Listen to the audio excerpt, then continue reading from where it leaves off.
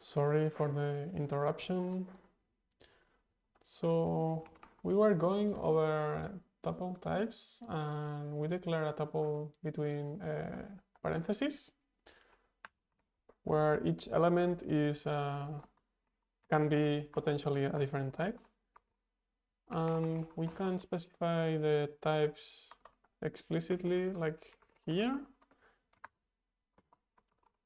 or we can infer it, I guess, like in the second example. So this would work, and let me get rid of the rest. So this should work, and it does. And we can also get rid of the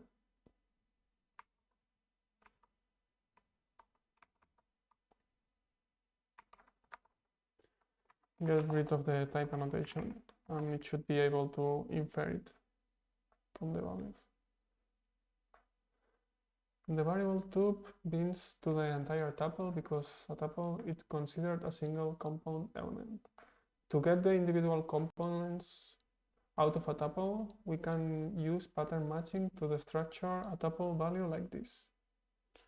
So we declare a tuple, and then we can use this pattern to bind x, y, and z to the values from the tuple, and we can print the value of y is y.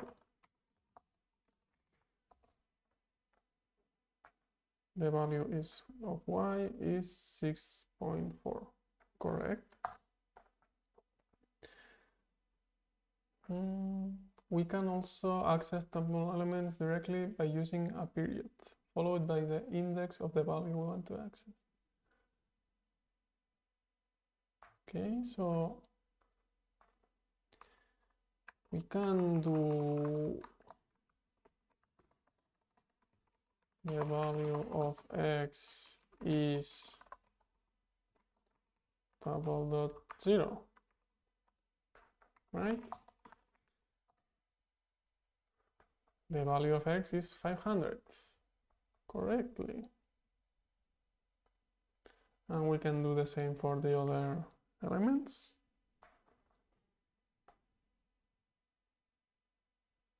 And the indexing starts at 0, like in C, okay? The tuple type, the tuple without any values, so an empty parenthesis, is a special type that has only one value, also written empty parenthesis. The type is called the unit type, and the value is called the unit value. Expressions implicitly return the unit value if they don't return any other value. Okay. And the last compound type that we have is the array type. Another way to have a collection of multiple values is with an array. Unlike a tuple, every element of an array must have the same type. Unlike arrays in some other languages, arrays in Rust have a fixed length. We write the values in an array as comma-separated list inside square brackets.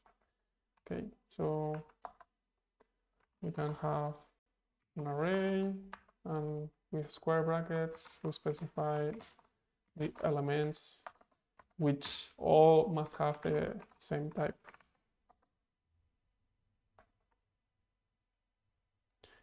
And I did a mistake. Yeah, I forgot the semicolon here. Now it should work. Yeah, and it does. Arrays are useful when you want your data allocated in the stack rather than the heap. We will discuss the stack and the heap in chapter 4. When you want to ensure that you always have a fixed number of elements, an array isn't as flexible as a vector type, though. A vector is a similar collection type provided by the standard library that is allowed to grow or shrink its size. If you are unsure whether to use an array or a vector, chances are you should use a vector. Yeah, so vectors are more flexible because you can push elements to the vector and remove, and the size adjust dynamically. Whereas an array, when you declare it with 5 elements, it will always stay with size 5. However, arrays are more useful when you know the number of elements. Yeah, what I was saying. So for the names of the month, it makes sense to declare it as an array because it should never change. You write an array's type using square brackets with the type of each element, a semicolon, and then the number of elements in the array. So yeah, if we want to be explicit about the type, it's the type, a semicolon. Okay, so here we were using the implicit notation, but I can also be explicit about the type. It should be I32, and we have 5 elements, and this still works. Okay. And to access array elements, we use square brackets with the index. Okay, this is pretty similar to other languages. What happens when we access invalid array elements? Actually, let's try without looking at the book.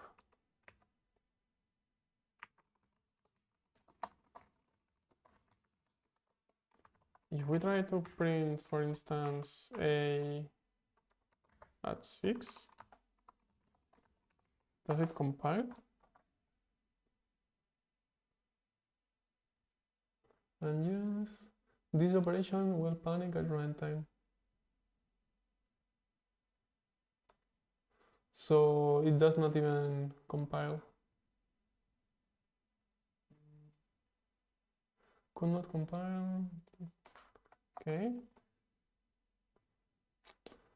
But if we don't, because here the compiler can see that we are doing something incorrect, but here they get the index from the user, right? So let's copy this example. First, we declare an index variable type string, and then we get from standard in a line from the user, and we store it in the index variable. And of course, we must call the expect. Then we convert this, we parse this index.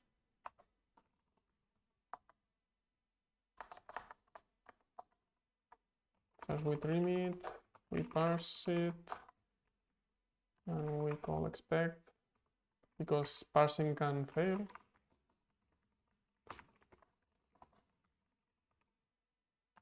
And then we try to access the array using this index introduced by the user. And finally, we print it.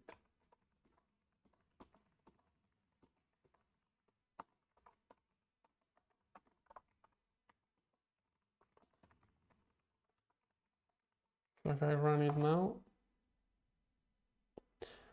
and I don't get compile errors, because I need to import standard IO. Still get compiling errors. I missed, yeah, it should be semicolon. Hopefully now. And I need to run this from here. So if I type 1, the value of element at index 1 is 2. If I run 0. But if I input 10, then I get this panic instead of a compile time error. Okay. So we always get these validations. The program results in a runtime error at the point of using an invalid value in the indexing operation. The program exited with an error message and didn't execute the final println statement. When you attempt to access an element by indexing, Rust will check that the index.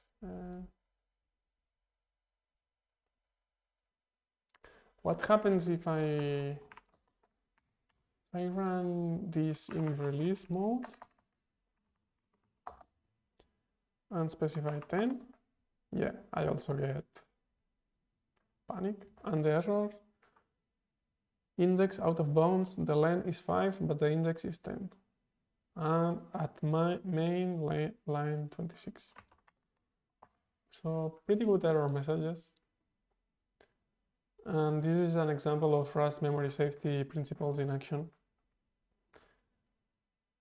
Okay, in C, this would probably be a seg fault or something like this. Okay, so let's go to the next section, which is about functions.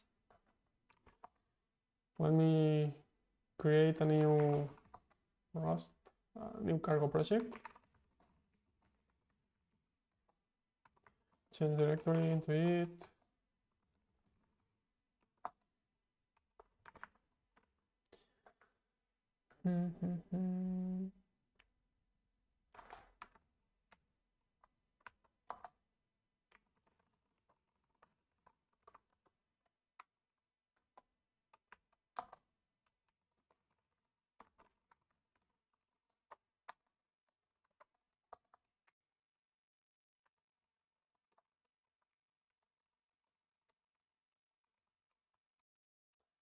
So we have already seen how to declare functions. It's with the fn keyword, and then we just specify the name. But I guess here they will explain how to use function parameters and return types. So yeah, first, parameters. We can define functions to have parameters, which are special variables. Yeah, they are specified here inside the parentheses of the function. But first, let me check that this program runs. Yeah, hello world and another function. Now let's explore how parameters work.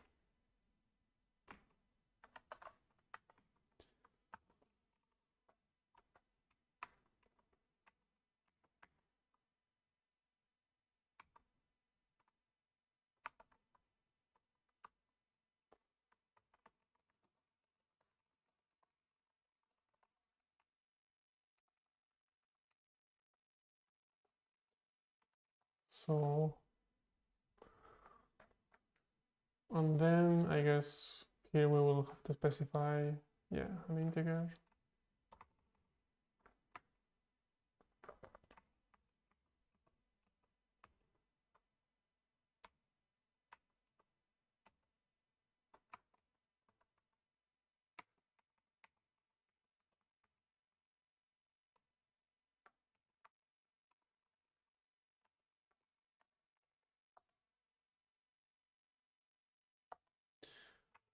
And I missed pass the value to print line here.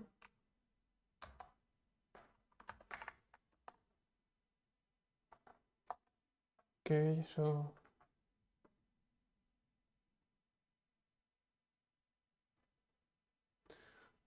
that's how we use parameters. The function signatures must declare the type of each parameter. So we must always be explicit about the function parameter types.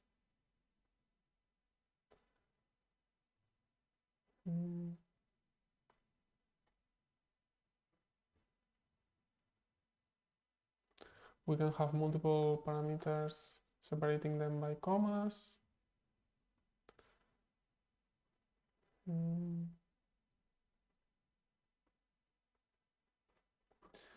And then statements and expressions. Function bodies are made up of a series of statements, optionally ending in an expression. So far, the functions we've covered haven't included an ending expression, but you have seen an expression as part of a statement. Because Rust is an expression-based language, this is an important distinction to understand. Other languages don't have the same distinctions. So let's look at what statements and expressions are and how their differences affect the bodies of functions. So a statement is an instruction that performs some action and does not return a value, whereas expressions evaluate to a resulting value. Let's see some example. Creating a variable and assigning a value to it with let is a statement because it doesn't return a value. A function is also a statement. So this whole example is also a statement. Statements do not return values. Therefore, you can assign a let statement to another variable. As the following code tries to do, you will get an error.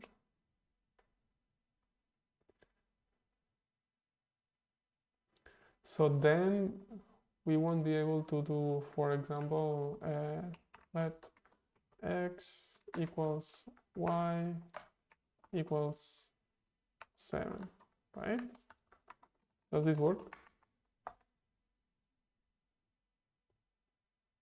No, cannot find value. And also this shouldn't work.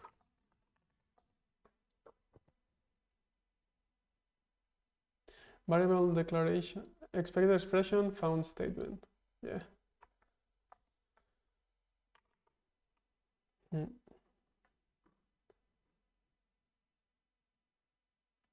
Because let y equals 6 does not return a value. So we are trying to assign to x something that is not a proper value. But yeah, in C and Ruby, we can do this kind of things because assigning to a variable is also an expression. Expressions evaluate to a value and make up most of the rest of the code that you will write in Rust. Consider a math operation such as 5 plus 6, which is an expression that evaluates to the value 11. Expressions can be part of statements. The 6 in the statement let y equals 6 is an expression that evaluates to the value 6. Calling a function is an expression. Calling a macro is an expression. A new scope block created with curly brackets is an expression. For example, let x equals 3, x plus 1. Let me try this out. Let y equals, let x equals 3, x plus 1 without semicolon. And then into the value of y is 1.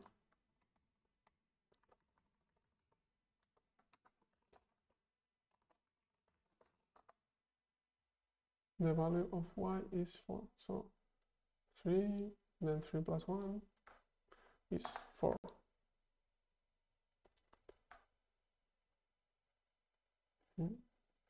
The value gets bound to y as part of the let statement. Note that the x plus 1 line doesn't have a semicolon at the end. Expressions do not include ending semicolons. If you add a semicolon to the end of an expression, you turn it into a statement, and it will then not return a value. Keep this in mind as you export function return values and expressions next. Okay, so, okay. Functions with return values. Functions can return values to the code that calls them. We don't name return values, but we must declare their type after an arrow in Rust. The return value of the function is synonymous with the value of the final expression of the block of the body of a function. You can return early from a function by using the return keyword and specifying a value, but most functions return the last expression implicitly. Here's an example of a function that returns a value.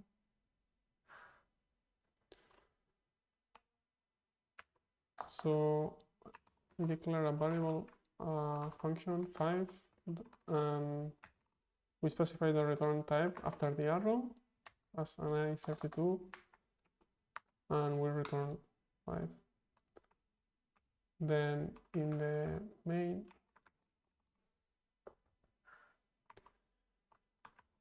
we can call this function and print its value.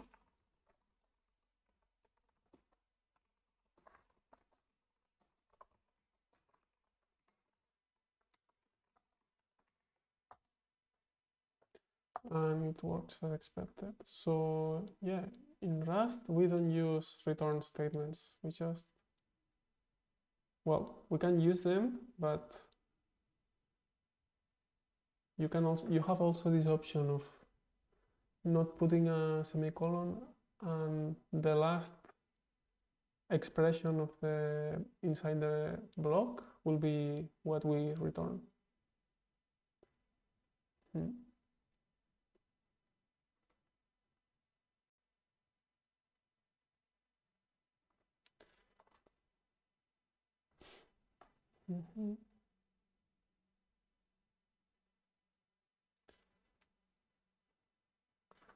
The 5 function has no parameters and defines the type of the return value, but the body of the function is a lonely 5 with no semicolons because it's an expression whose value we want to return. Let's look at another example. So we can also not only return a constant, but have a function that takes a parameter and then add 1 to the parameter and just return it. The value of x is 6.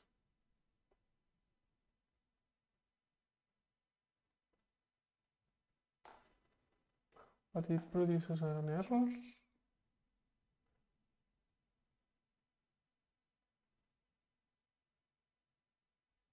Oh, let's see why.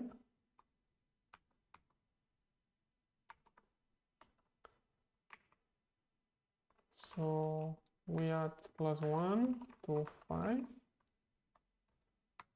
and then this function call now +1, and it takes an x parameter and I see now. So this is the proper way to run it, to make it work. So, but if we put the semicolon, we will get compile error, right? Expected i32 found unit type. This function implicitly, so yeah, if we don't have an ending expression as part of our function, the function implicitly returns the unit type, which does not match with the type we declared for the return type, and we get a compiler error. Okay, now I get it. And yeah, here it explains exactly what I just said. And that was it for functions. Let's see the comments section. All programmers strive to make, so yeah, in order to make comments we use //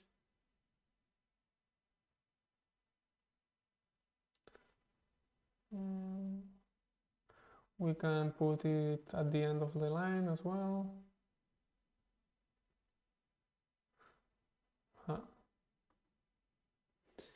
And Rust also has another kind of documentation comments, which we'll discuss in chapter 14. Okay. So the final section of this chapter is control flow. I will create a new project for it. New control flow, change into it.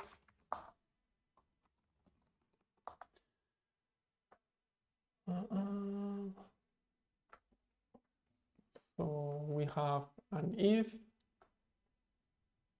with an else.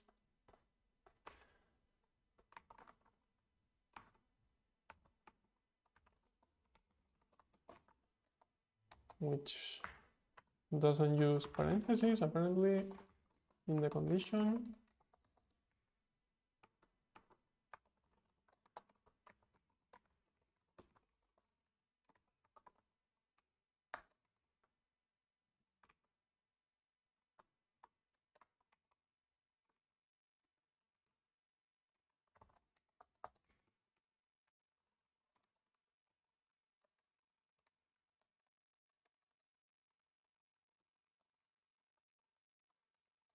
And if I run it,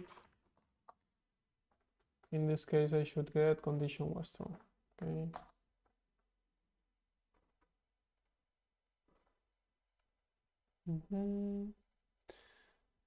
Yeah, if we change the number, we should get the condition being false. So the else branch will execute in this case. Okay. It's also worth noting that the condition in this code must be a bool. If the condition isn't a bool, we'll get an error. Okay, so a number does not evaluate to a boolean like in C. If we change it, we remove this part. Expected bool, but found integer. Okay. So we must always be explicit about the type. Yeah, we can just say that the number is not 0 to get a similar behavior as in C. We can also have else if. Okay, I'm not gonna type it out because it's pretty standard. When this program executes, it checks each if. Yeah, so if the first condition runs this part, if not, it checks the second condition, etc., etc. Using if in a let statement. Because if is an expression, we can use it on the right side of a let statement to assign to the outcome of a variable.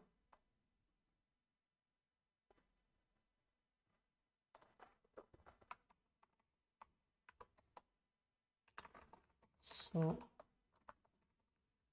we can assign to a variable number if condition we assign 5, else we assign 6. Right. So because everything inside of a block is an expression returning the last statement, right? The last. So yeah. And if we print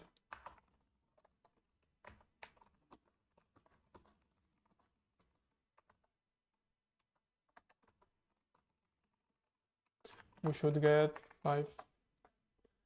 The value is 5. Okay. Remember that blocks evaluate to the last expression.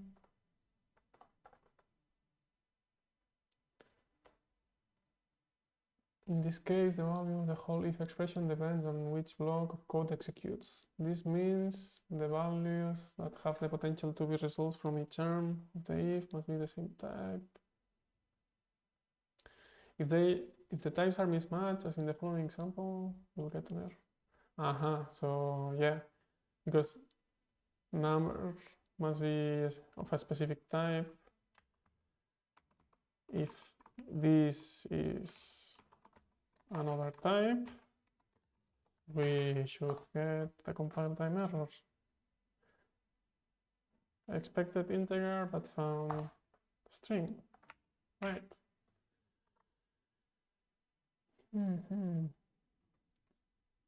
Okay, then we also have loops.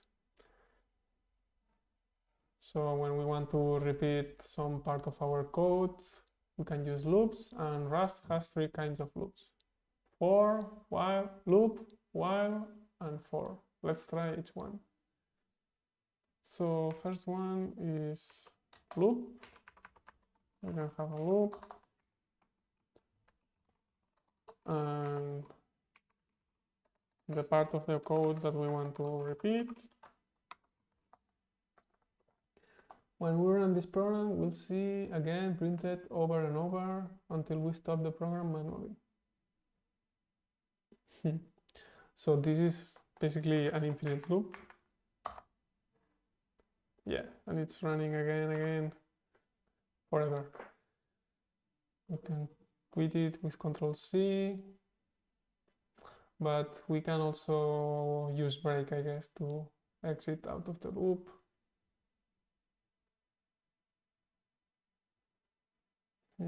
Yeah, we did something similar in chapter 2 already. And we could also use continue. So basically here we have 2 loops. And what is this syntax? You can optionally specify a loop label on a loop that we can then use with break or continue to specify that those keywords apply to the label loop instead of the innermost loop. Here's an example with 2 nested loops. So here we have an outer loop with a label counting up. Then we print the count and we specify the remaining as 10. Then if remaining is 9, we break of this inner loop and we increase the count. If count is 2,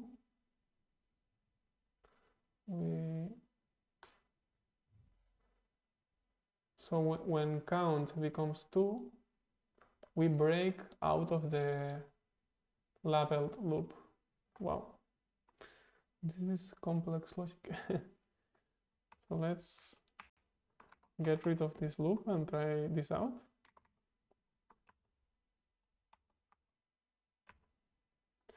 So first we have a mutable variable holding the count. Then with a single quote, we specify the label. Then we start the outer loop where we print the count first. Then we declare this remaining variable and set it to 10. Then we start the inner loop. We print the remaining.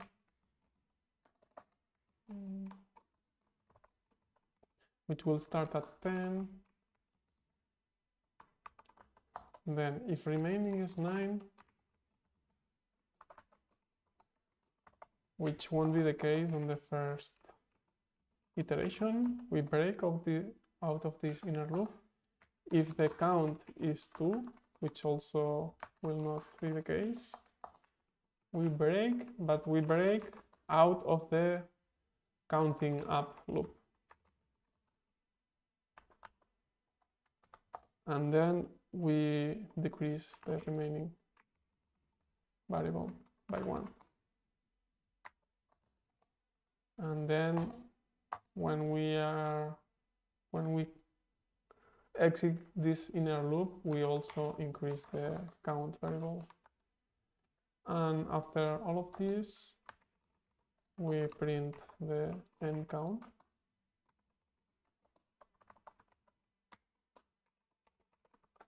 So we will start at 0 and remaining is 10, we will have a typo.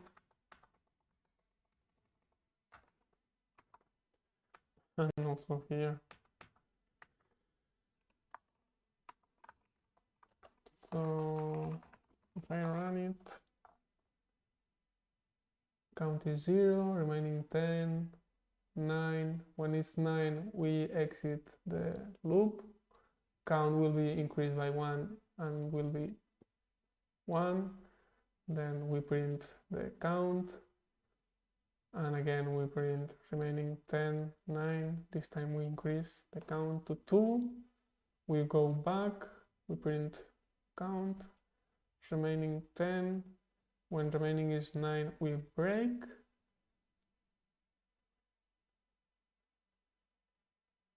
And we break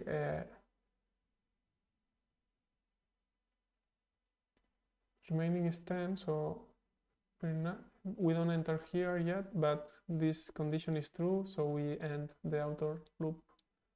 And finally, the end count is 2. Okay, nice.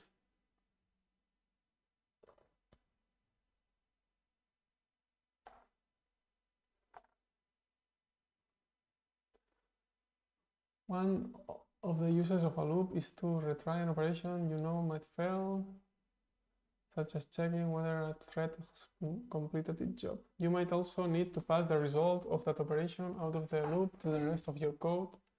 To do this, you can add the value of you want to return it after the break expression. So a loop can evaluate to a value, and we can specify it in the break statement, right? Okay. Conditional loops with while. So the second type of loops in Rust are while loops.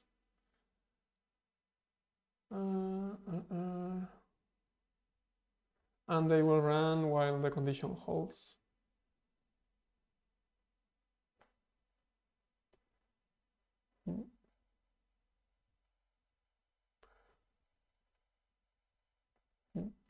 It's possible to implement behavior like this using a combination of loop, if, else, and break. You could try that now in a program if you'd like. However, this pattern is so common that Rust has a built-in language construct called while.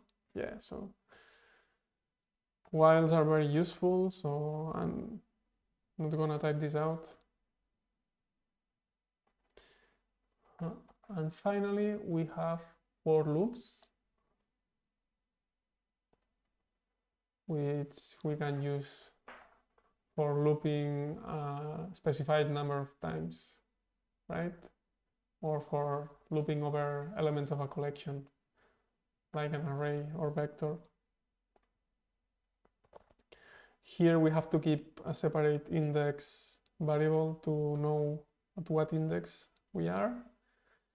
But I guess using a for loop, this gets simplified, right?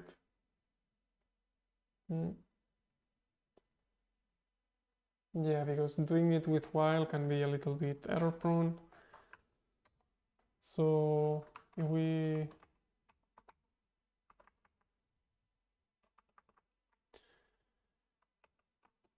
can do it with a for loop pretty easily.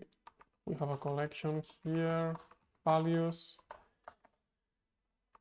and then we can just for element in A do something with the element. In this case, we print it, print line element. We run it and we get each element. Okay. Using the for loop, you will need to remember to change any other code if you change the number of values in the array. Yeah, so now we can modify the array A and add more values, and it will just work.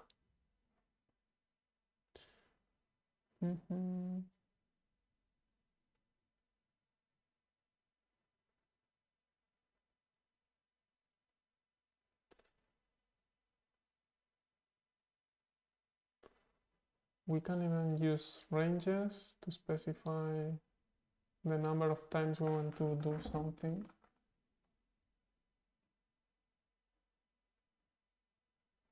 So we can have for number in 1 to 4 in reverse, print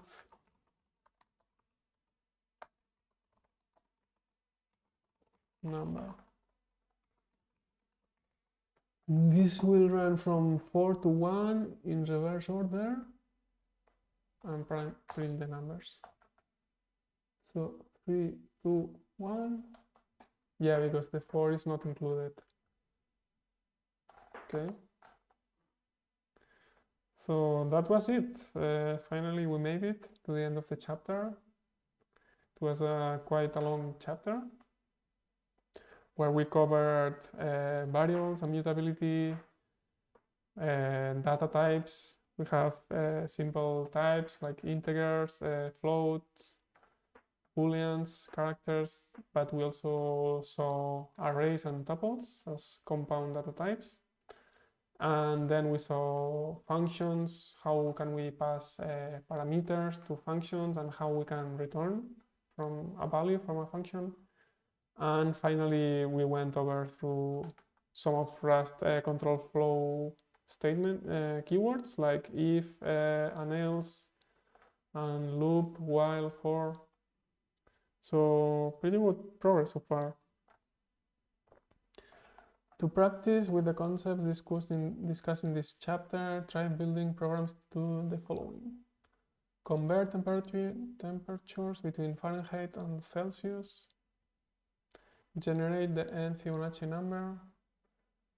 Print the lyrics of the Christmas Carol, taking advantage of the repetition in the song.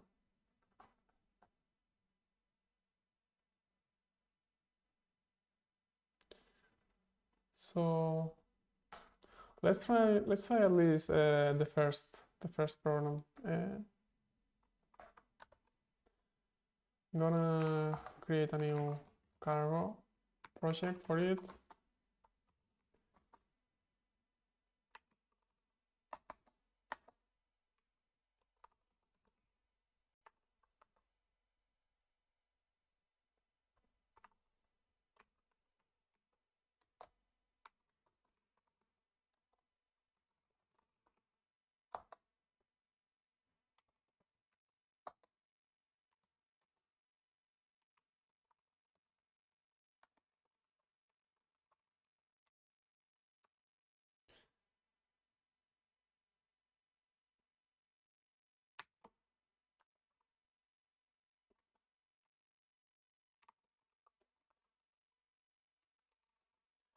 So I don't know the formula for converting from Fahrenheit to Celsius, but I will look it up.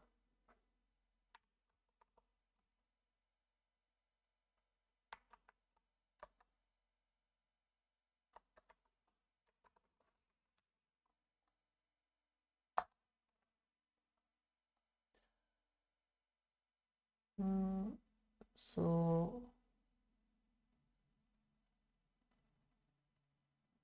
yeah, we need to subtract 32 and then multiply by 5/9. So f minus 32 and multiply this by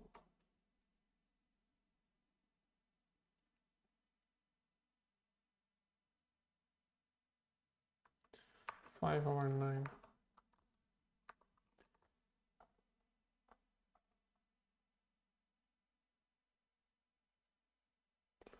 But probably we will have to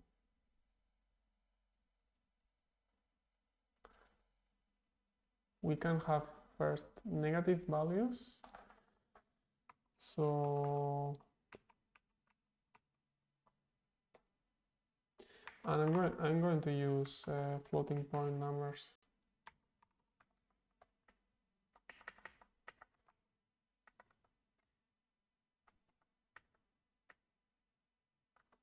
Does this work?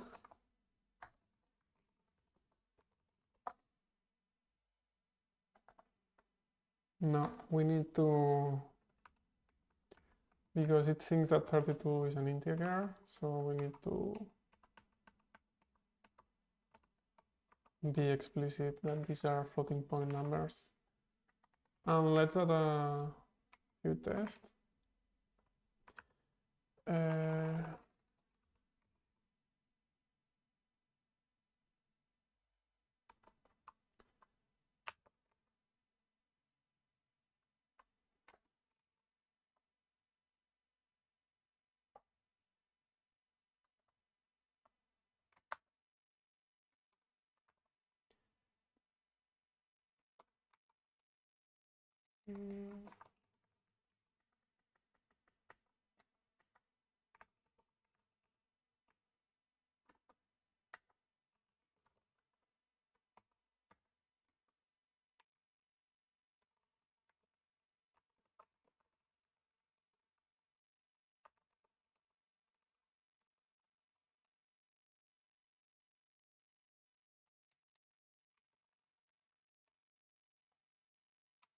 Let's try to run it now.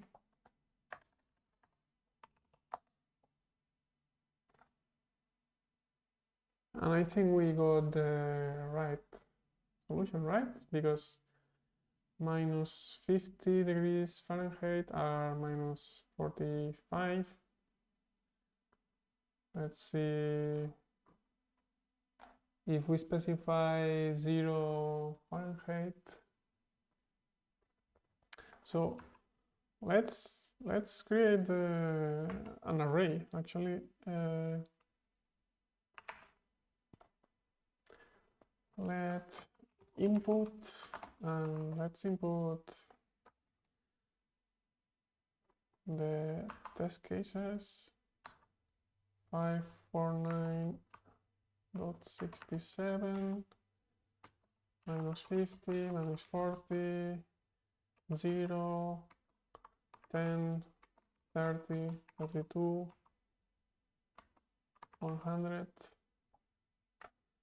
and then we can loop for f in input. We can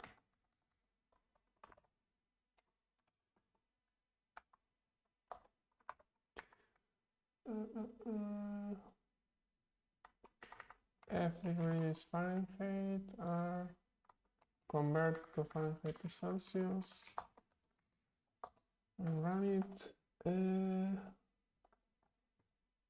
Okay, mismatch types. These all need to be floating point numbers.